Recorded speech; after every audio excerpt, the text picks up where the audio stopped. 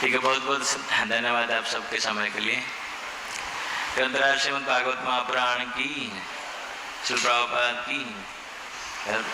कुछ बोलना चाहते प्रभु जी? हरे कृष्णा, बहुत बहुत धन्यवाद।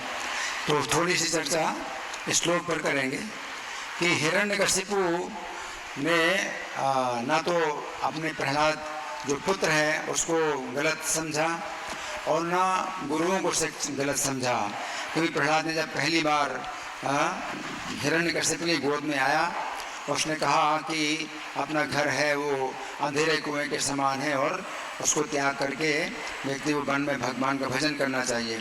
तो हिरण्यकशिपु हंस पड़ा और उनको गुरुओं को बोला कि ध्यान रखो कि कोई वैष्णव जो है असुरों के वेश में छिप करके आता है और हमारे पुत्र को यह शिक्षा दे रहा है, जरा ध्यान रखो। और इस तरह से न तो अपने पुत्र को दोषी माना, ना इनको गुरुओं को दोषी माना।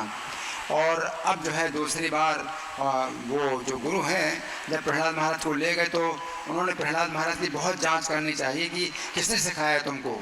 और जब प्रहलाद ने बताया नहीं सही बात कि नारद जी के द्वारा उन्होंने सीखा है, अपने गर्भ जब माता जी गर्भ में थे तो नहीं बताया, तो जो है उनके गुरु जो है बहुत मतलब उसको डांटते थे और पीटने की धमकी देते थे। और फिर सब धर्म अर्थ काम इन सब की शिक्षाएँ प्रदान की। और जब हिरण्यकशिपु की गोद में जब पहुंचा प्रहलाद तो फिर उसने जो है ये बात बोल दी कि श्रवणम कीर्तनम विष्णु, 9 प्रकार की भक्ति। तो हिरण्यकशिपु के लिए अब जो है लगा कि मेरा पुत्र तो बिल्कुल निर्दोष है, उसको तो कोई शिक्षा इस तरह की कहीं से मिल नहीं सकती। मेरे घर में उसका जन्म हुआ तो सब आसुरी वातावरण रहा। और ये जो है इनके जो गुरु हैं, प्रहलाद महाराज के गुरु हैं, इनको भी मैंने समझा दिया था कि कोई बाहरी व्यक्ति ना आए आपके गुरुकुल में और समझाए।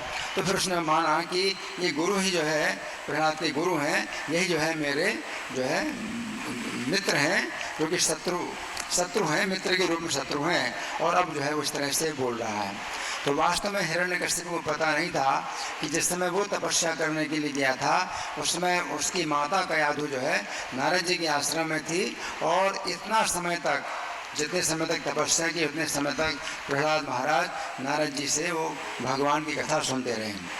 तो भगवान की कथा सुन करके इनको जो है भक्ति में कितने आगे बढ़ गए।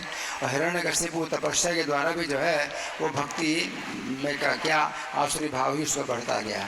तो ये अंतर है, हम कथा सुनते हैं तो जो है भक्ति हमारा आसुरी भाव समाप्त होता है, और इतने तपस्या के द्वारा भी आसुरी भाव बढ़ता ही है, समाप्त नहीं होता है। हरे कृष्ण। हरे कृष्ण, बहुत बहुत धन्यवाद प्रभु। हरे कृष्ण।